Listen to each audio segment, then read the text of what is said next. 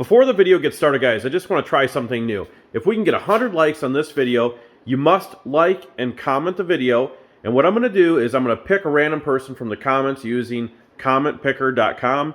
And we're going to give you a part of the death trap. This is the original 482.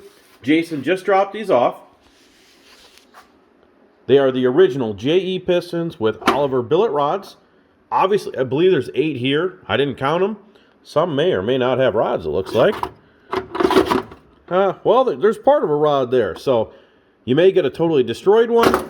You may get one that actually, besides being burnt, doesn't look too bad. But you must leave a comment down below, because that's what will determine that. And I want to hit 100 likes on the video when we do this. I'm just trying to boost up the likes and comments and stuff on the videos. And again, it'll give you guys a piece of the Death Trap original 482 cubic inch. Let's get to the video. Welcome back to another episode of Boosted Ride. We are back on the F100 project. We're going to try and make some huge headway today on both the box and some updates on what we got in store for the motor. Stay tuned.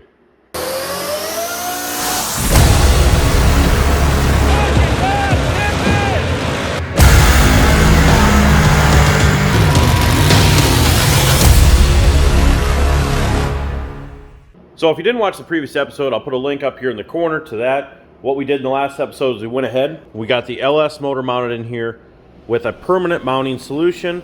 It will be coming back out, obviously, but we've got 2 bolts in every corner, all around, mid plate, front plate, both passenger and driver side. So we've got 1 bolt in each hole. And again, these tabs here will allow us to slide the engine forward, removing it from the torque converter. Hopefully they're long enough. And then allowing for easy installation going back in. So that's what we got done up front here. And inside the cab, we went ahead and used our Astro tools. It's not a sponsorship, but it is a great tool. This is the Astro Tools 1450 riv nut. We went ahead and used some of these 1/4 riv nuts here.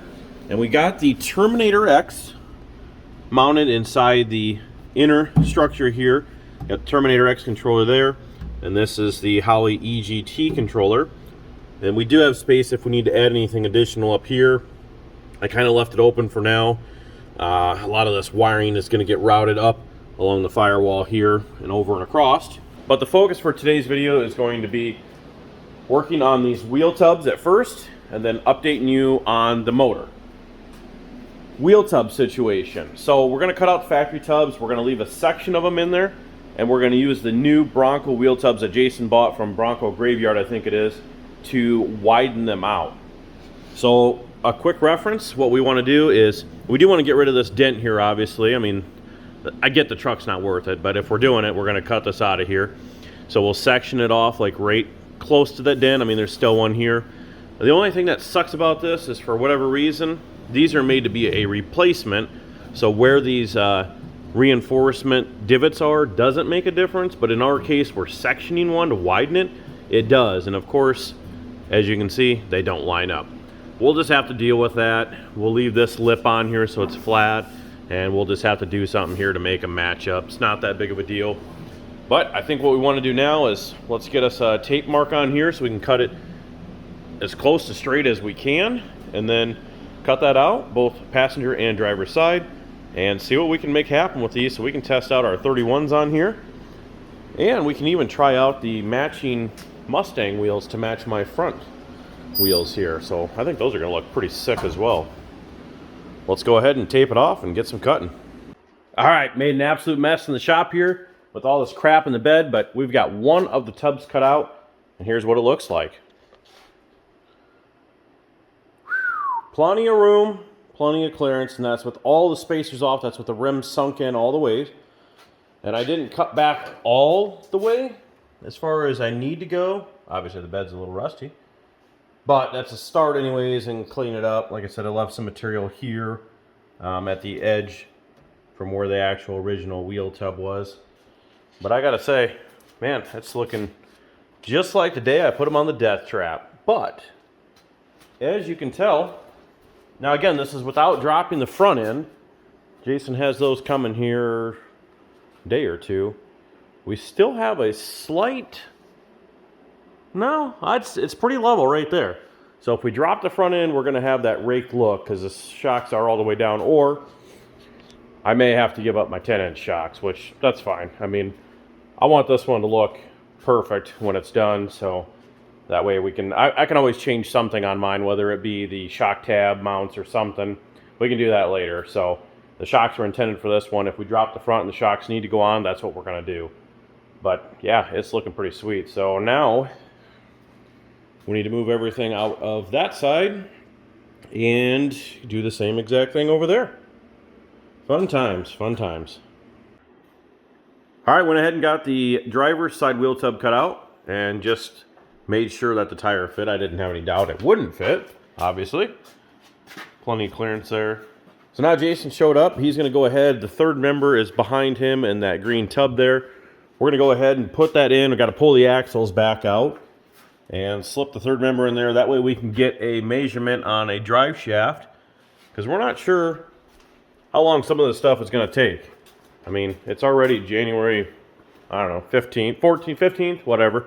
And some of the stuff could be several weeks out. I'm going to start on the pieces which I have here that go to the radiator support bracket like we did on the death trap. It's going to be a piece on here that allows us to bolt another bracket on, and that'll be like our removable radiator support. And yeah, I think I'll get started on that. Jason's going to start on the rear end, and we're going to keep trucking along here. It is a new day out in the shop here, and I'm working on the radiator support. I still need to get on that transmission crossmember that I mentioned in the last video, and we're working on something for that. Hopefully, maybe make something out of some pieces of angle iron and a tube going across there, just a tubular crossmember.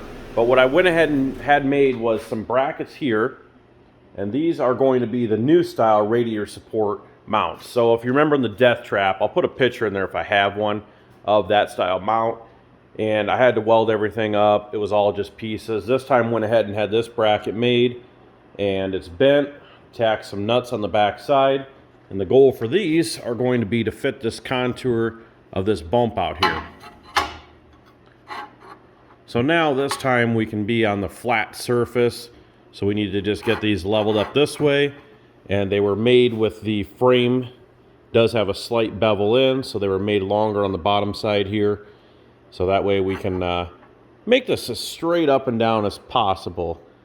I think it did pretty good. So let's get these leveled up, making sure that we have a distance back from something that's the same on both sides. Maybe we'll check front to here, and then maybe back from that hole back to this end, and tack those on, and then we'll keep moving forward. We do need to get the bender over here from my mom and dad's for the round tube. So maybe we'll get that over here for the next video, and we can bend that main hoop that goes up, across, and down the other side for the removable radiator support. And then we could possibly bend that tube for the transmission cross member. So let's go ahead and get this. I got to get the other one with the nuts tacked on the inside, and let's get both of these onto the frame. So I went ahead and welded the brackets onto the frame, and also went ahead and welded up these brackets here, which are part of the removable structure. So on the top here is where our 1.5-inch tube will just set in there against those tabs. That way we can weld 360 degrees around the tube. This one's extremely hot, so I'm trying to be careful not to touch it. But yeah, just gusseted so that way this tab on the top can't bend down. Obviously the 4 bolts to make it removable.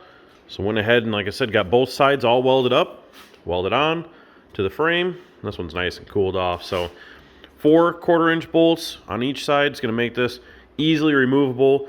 And this material here is plenty thick. I haven't had any issues with mine on the death trap as far as bowing. All this structure that's going up and across is just one big U of 1.5-inch tubing, and that supports the entire fenders coming out, the entire radiator support, and actually just everything out in the front. You know, anything that was attached to it, the battery support, all that stuff was hanging off of just those 8 bolts there, and this structure that I built on the death trap. So I have full confidence that's going to work in here. And this piece here is just looking mighty clean. I'm liking that a lot better. I mean, I would sell it, but it's just hard to tell somebody it has to be welded in this specific position or anything like that. So next, I think Jason's going to be coming over with the bender, and then maybe we can either 1, bend that hoop, or 2, I'd like to start working on that transmission mount so we can get that knocked out as well. Moving right along to the transmission mount, what I've got here is a piece of our 1.5" tube. This is 11 gauge wall thickness. Got a couple brackets here that will bolt down through the frame. This will go on the left side, this on the right side, and then this piece here is just bolt to the transmission cross member and then go around the tube itself. So we'll go ahead and assemble that. I've already gone ahead and cut this pipe down, marked it, so there'll be a little bit sticking inside of the material here. And then I think we'll get it up inside the truck right now, get it all just kind of put together, and I'll grab the welder here and tack it up, and we can pull it back out and take a look at it. Might be a bit hard to see, but you'll get the idea here. So there is the left side, driver's side foot. And remember, this has the 2 holes going down through. So we'll drill out the frame there. And there's our centerpiece, bolted up to the transmission mount. And the passenger side, same thing. I've got them clamped in there to make sure that these are held down flat while I tacked it. I'm going to put a few more tacks on the other side of everything, and then I'll be able to pull this back out and weld it up. Transmission cross member is complete. Again, there's some decent welds. I think they'll hold up for what we're doing. So I think now the plan is, I went ahead and welded this all the way around on everything. Get a glove here because it's obviously scorching hot. So I weld all around everything. I went ahead and just put some filler welds on those. They were cracking from being bent. I may have to grind just this surface off right here if it's not truly flat because it sits on the frame. But otherwise, yeah, wrapped all the way around. Everything in center. I think we're good to go. Let this cool off, bolt it back in. And then I got a few more pieces. I'll show you what we got in store. So last thing before we end off this video, I went ahead and got new brackets for the back. I'm not even sure if I showed the original ones. They were a bit too short, but I'm a bit concerned with the shock bar, I'm not gonna lie, because when we put the new brackets on there that actually made the shock arm longer so we could get more height out of it, it's putting a lot of leverage on those arms and on that tube. So here's what I've got. So as you can see here, what I'm mentioning is these arms being clear out here. I'm not even sure what the distance is from the center of the tube to that, but I just think that, you know, only having it welded inside the frame here, I'm not worried about these arms. I'm just more worried about the tube itself. So I went ahead and had these pieces cut, and I'm gonna go ahead and wrap these, if I can hold them up here.